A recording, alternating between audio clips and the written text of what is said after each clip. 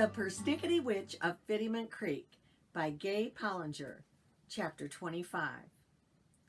With the sale of Easterbrook Farm underway, Tessa finishing treatment, Armando agreeing to stay on the farm for a while, and Pearl and Jeff getting settled at the cottage, Pearl's attention could join mine in getting the general store ready to open. We created brochures and distributed them.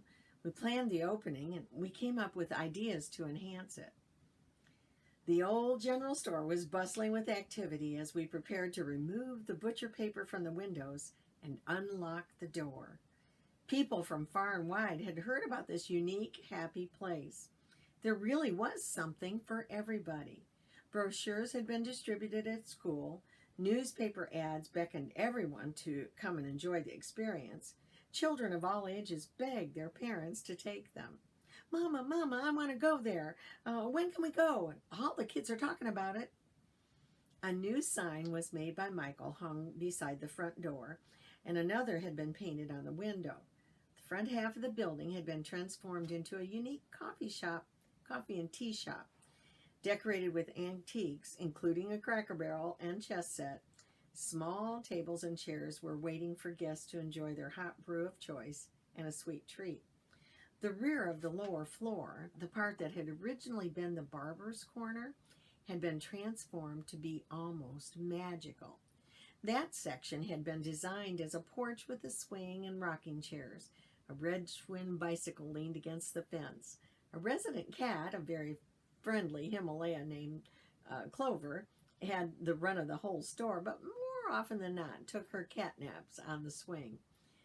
The area that might have been the yard was carpeted with green grass like mats. The yard was surrounded by a white picket fence, and there was a sign hung on the creaking opening that said Pearl's Gate. Potted plants and flowers were everywhere.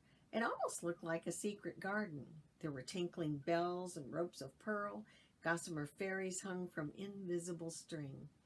They seemed to fly through the air whenever there was any movement. Children's books were tenderly spread on the floor, but definitely not lined up on the bookshelves. Pearl and Jefferson had helped prepare the building for the grand opening, and now Pearl stood inside as I opened the door. It seemed like hundreds of people, adults and children, were waiting. "Ready, Mom?" I asked.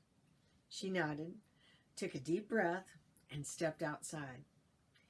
"We have waited a long time for this day, and it's been years since anything has happened here." Her voice got more confident and louder as she spoke.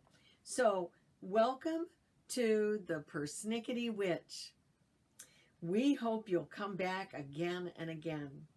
Her voice was clear and carried through the waiting crowd. She smiled and moved to the side and allowed the excited people to pass her and enter the building. "Please come in." I encouraged children to find a seat on that magic mat for the story hour. Adults stood behind the fence, almost off the confines of the porch. Clover stretched and yawned. Mist appeared from hidden places. Lights dimmed. Little eyes got big with anticipation. And then I began to tell a story with gusto and emotion and feeling. Thank you for coming to the grand opening of the Persnickety Witch. Did you know that everyone has a story? Yes, you do, and even I do. I have a really good story to tell you today. Have you heard about... Don't forget to subscribe to my channel. And remember, the Principal Grandma says, you'll never know what comes next until you turn the page.